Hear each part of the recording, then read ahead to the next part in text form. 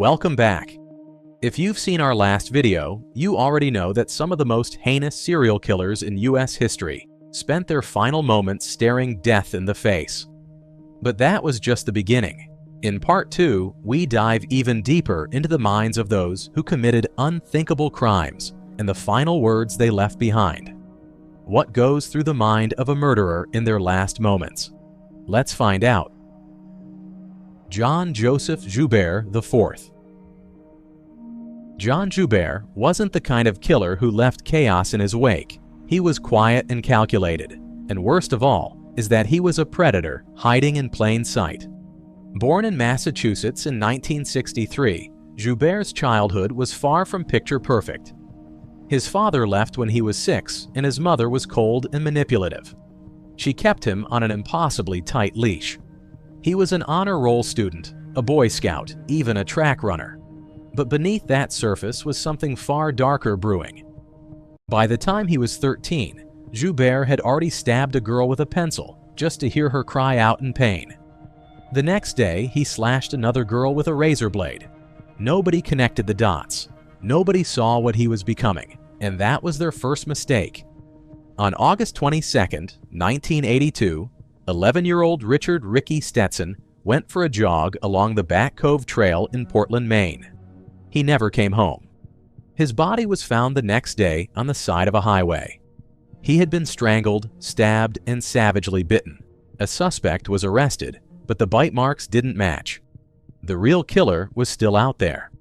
Fast forward a year later in Bellevue, Nebraska on September 18. 13-year-old Danny Joe Eberly was out delivering newspapers when he disappeared. His bike was found abandoned, his delivery items still there. 3 days later, searchers found his body dumped in a patch of high grass. He had been stripped down to his underwear, bound, gagged, and stabbed 9 times. It was brutal, the work of someone who wanted control. Then, just months later, on December 2nd, another boy disappeared. This time it was 12-year-old Christopher Walden. Witnesses saw a man in a tan car. 2 days later, Walden's body was found. This time, the killer had gone even further. Walden's throat had been slashed so deeply, he was nearly decapitated.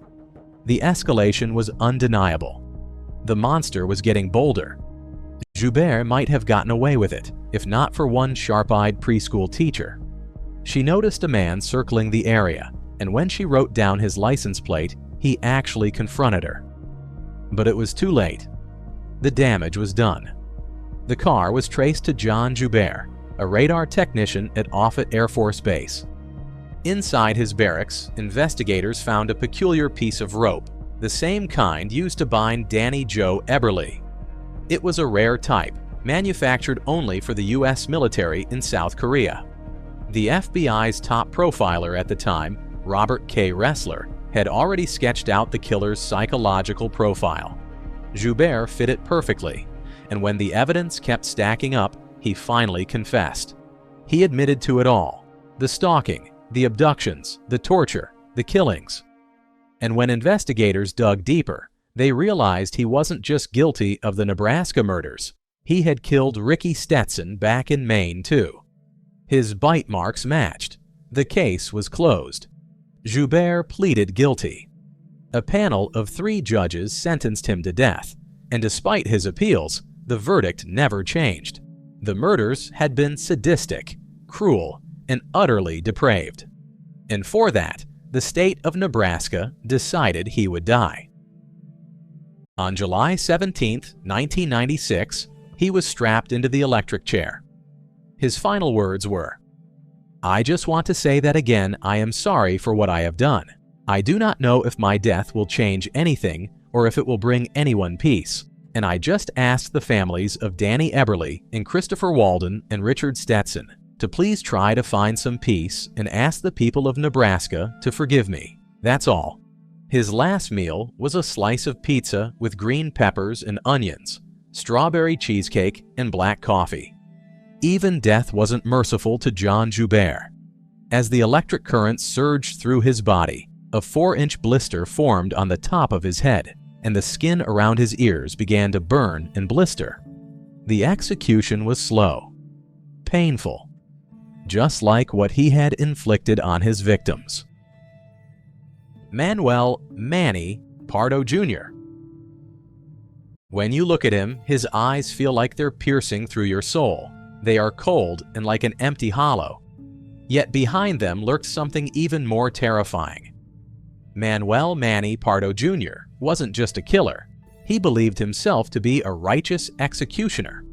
A former cop turned murderer, he saw himself as a soldier, eliminating the unworthy. Between January and April 1986, he went on a killing spree that left 9 people dead. But Pardo didn't see them as victims. To him, they were scums who had no right to live. Manuel Pardo was born in New York on September 24, 1956. A former Boy Scout and Marine Corps veteran, he seemed to be a model citizen. He even graduated as valedictorian from the Florida Highway Patrol Academy. But beneath the accomplished mask, a monster lay underneath. He was fired in '79 for falsifying traffic tickets, a small crack in the foundation that would soon crumble. Despite his tarnished record, Pardo found work with the Sweetwater Police Department in Miami-Dade County. But his web of lies didn't stop. After more misconduct, including lying to investigators, Pardo lost his badge for good. And with nothing left to lose, he decided to take justice into his own hands. In January of 1886, Pardo committed his first known murders. He shot and killed Mario Amador and Roberto Alonso with a .22 caliber Ruger during a robbery. But this was just the beginning. Later that month, he executed Michael Millet, a Haitian anti-Duvalier activist, suspecting he was a police informant. His reason was bizarre. Millet had once sold him gun silencers. With the help of his former police partner, Rolando Garcia, Pardo lured Millet into a car and shot him in the head. He then had the car reupholstered to cover his tracks. In the months that followed, Pardo slaughtered 7 more people, each death more brutal than the last. He killed Luis Robledo and Ulpiano Ledo during a home invasion. He shot Farah Quintero and Sara Musa over a petty dispute about a pawned ring worth $50. He executed Ramon Alvaro and his girlfriend Daisy Ricard simply because Alvaro failed to show up for a drug deal. And when Pardo's gun jammed while trying to kill Ricard, he didn't hesitate. He beat her to death with the pistol, accidentally shooting himself in the foot in the process. When police searched his home, what they found only deepened the horror. A disturbing collection of Nazi memorabilia, racist and anti-Semitic writings, the twisted belongings of a man who once upheld the law, now spiraling in destruction. Even in court, Pardo showed no remorse. Against his lawyer's advice, he testified in his own defense, calling himself a soldier on a mission. "I accomplished my mission, and I humbly ask you to give me the glory of ending my life," he declared. He begged for the death penalty, convinced he had done society a favor. His partner in crime, Rolando Garcia, was sentenced to death as well. But after a retrial, Garcia pleaded guilty to second-degree murder and was released from prison. Pardo wasn't so lucky. For 26 years, Pardo sat on death row, awaiting his so-called glory. On December 11, 2012, he finally got his wish. The state of Florida executed him by lethal injection. But the truth is this: Manuel Pardo never saw himself as a monster. He went to his grave believing he was a hero, and that's perhaps the scariest part of all. Earl Richmond. When you think of a drill sergeant, you picture discipline, perhaps authority. But what happens when the man in charge of shaping soldiers into warriors turns out to be a monster hiding behind a uniform? Earl Richmond was exactly that, a man who once held power and respect, but beneath the surface lurked a sadistic killer. Born on November 6, 1961 in Fayetteville, North Carolina, little is known about Richmond's early life. But as an adult, he seemed to have everything going right for him. He joined the military and climbed the ranks, eventually serving as a drill sergeant at Fort Dix in Trenton, New Jersey. By all appearances, he was a leader. But beneath the surface, Richmond was anything but honorable. During his time at Fort Dix, a wave of sexual assault sent fear rippling through the area. Women were being attacked and raped at gunpoint, assaulted in their own homes. The first known incident occurred on April 15, 1989, when a female Air Force trainee was assaulted while waiting for a bus. Days later, a 17-year-old girl was brutally SA'd in a nearby motel. The crimes were so heinous that authorities panicked looking for a suspect. A man named Richard Stevens was arrested, tried, and convicted for the first attack, but years later, it would become clear that they had the wrong man.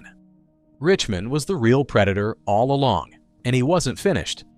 By 1990, Richmond's misconduct caught up with him, and he was dishonorably discharged. But losing his position of power didn't stop his violent tendencies. It only gave him more freedom to act on them. On April 5, 1991, Richmond set his sights on Lisa Ann Nadeau, a 24-year-old Army specialist stationed at Fort Dix. That night, he broke into her home and subjected her to unimaginable torture. He tied her up, strangled her, stabbed her repeatedly, and then beat her to death with a hammer.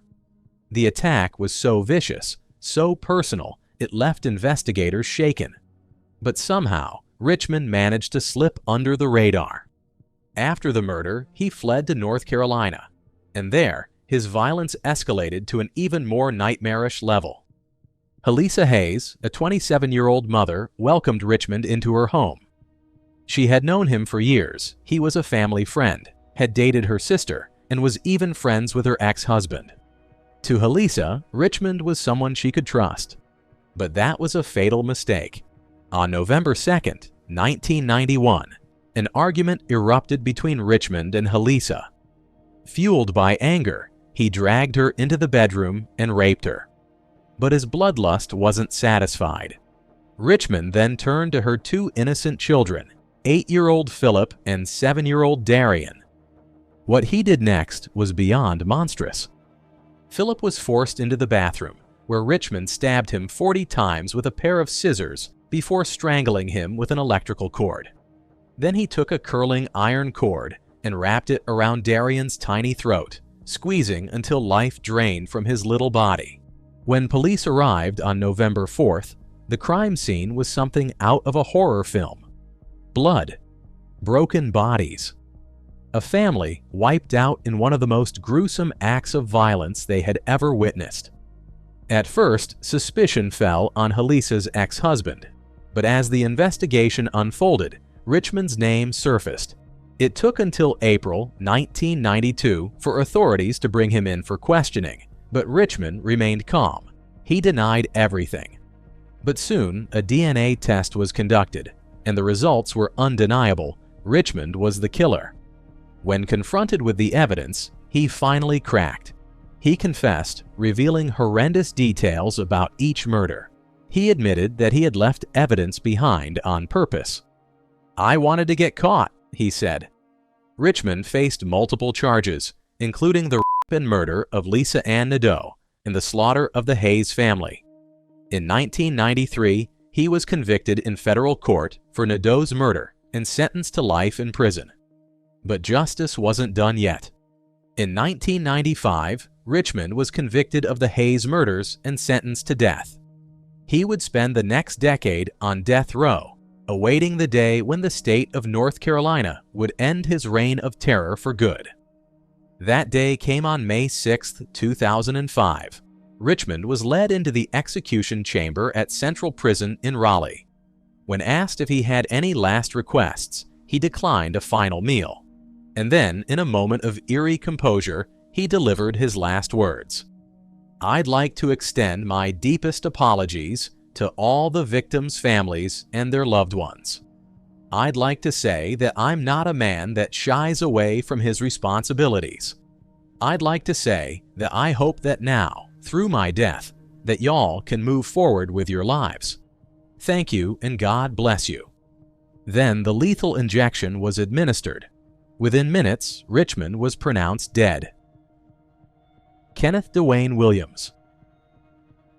Kenneth DeWayne Williams wasn't supposed to be on death row, and he wasn't even supposed to be outside prison walls.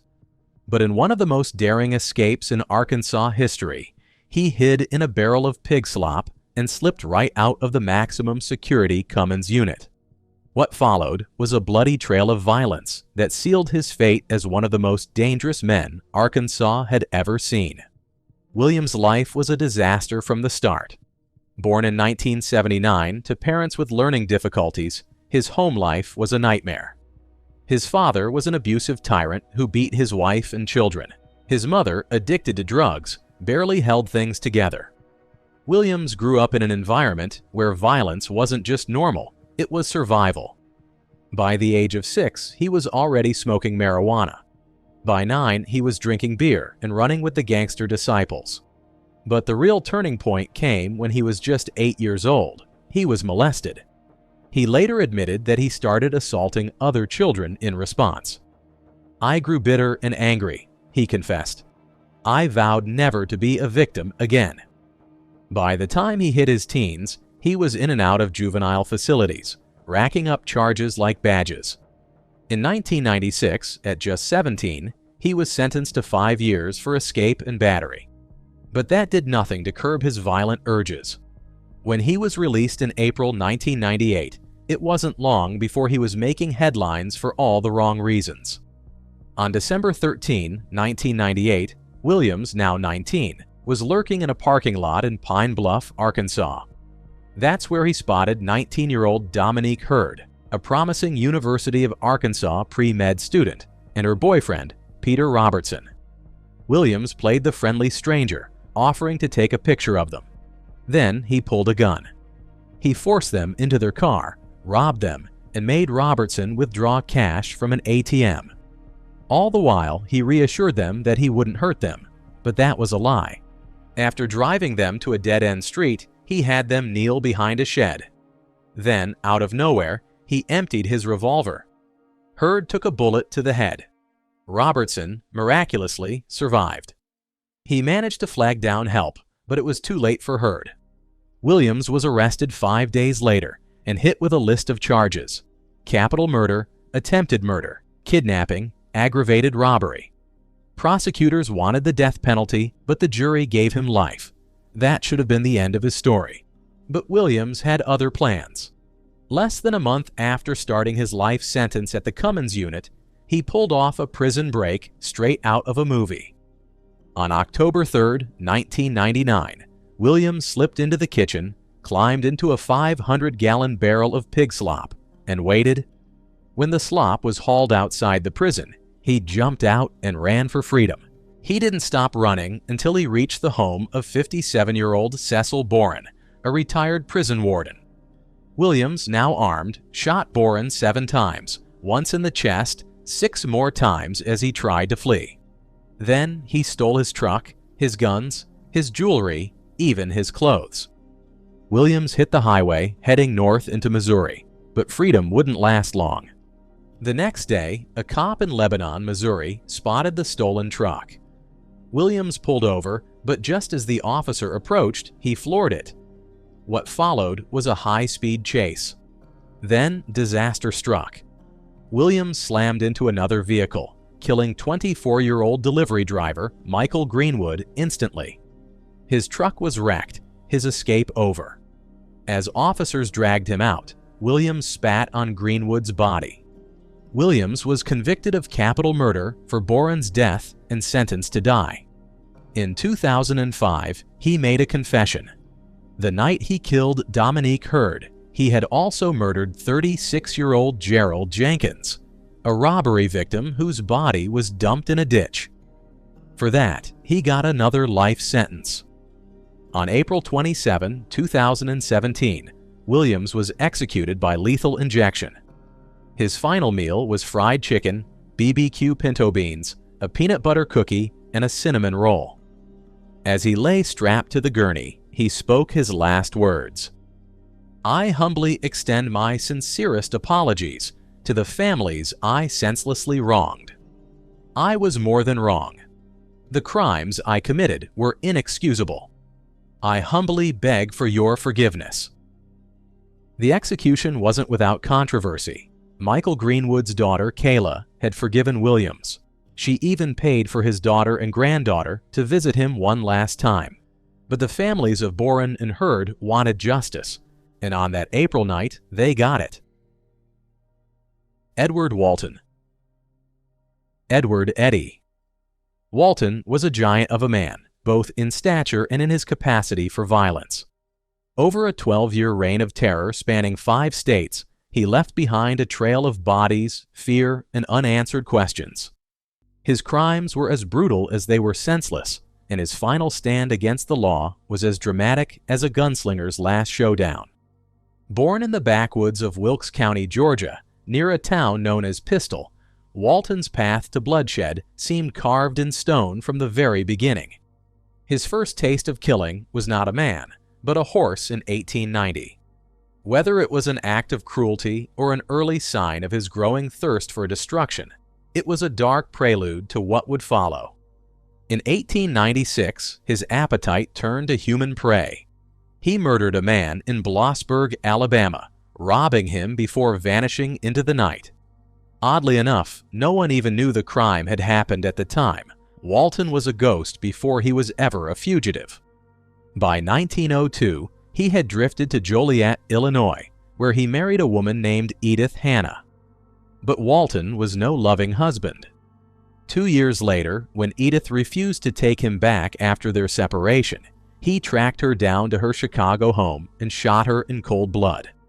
She held on to life for 3 days before dying, never regaining consciousness. Once again, Walton slipped away unnoticed, the police unable to prove his connection to the crime. Walton then turned his monstrosity toward another man in Joliet, someone who had ties to Hannah. Though the victim survived the attack, Walton had already made up his mind. It was time to disappear. Under fake names like Frank Harris and Frank Johnson, he ran from state to state, slipping through the cracks of justice with ease. His crimes continued in 1906. First, he robbed a stranger in Youngstown, Ohio. Then, for some reason, paranoia set in. In Shippenville, Pennsylvania, he heard whispers that a man named Marion Blue and his associates planned to rob him. Walton didn't wait to find out if the rumors were true. He shot Blue 3 or 4 times in broad daylight. Blue clung to life for months before succumbing to his injuries.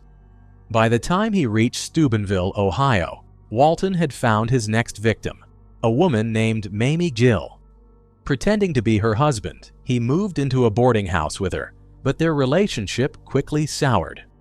After days of heated arguments, Walton snapped. In blind rage, he beat Mamie mercilessly. A final vicious kick to her chest killed her instantly. Panicked, Walton carried her lifeless body half a mile, hiding it near a riverbank. When he returned later, the body was gone, washed away by the waters, or perhaps stolen by scavengers. Either way, there was no evidence, and Walton once again escaped the consequences of his crime. 2 years later, Walton's luck was running out.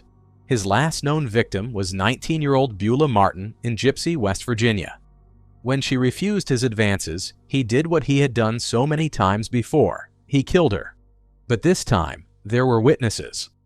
The town formed a mob of nearly 400 people determined to bring him down. Walton fled into the hills, but it was too late. They chased him until he barricaded himself inside a barn, clutching a gun, firing at anyone who dared approach. For 2 days, he held them off, wounding 3 men in the process. But when Sheriff Flanagan threatened to blow up the barn with dynamite, Walton's bravery vanished. He surrendered without firing another shot. Convicted and sentenced to hang, Walton finally confessed. He admitted to 5 murders, though some suspected there were more. As his execution date approached, he appeared to find religion, accepting baptism behind bars. On the morning of July 17, 1908, Walton, the man who had fought, killed, and evaded capture for over a decade, had to be physically supported by the prison warden and captain as he walked to the gallows. His massive frame trembled as a preacher read a final prayer. Then, with the push of a button, the trap door beneath him swung open. Death came swiftly. The fall broke his neck and a vertebra, rendering him unconscious before the noose even tightened. Dr. Boone confirmed his passing, and his massive body was carried away by 2 prisoners, bound for an unmarked grave in the prison cemetery. He was a monster finally put to rest.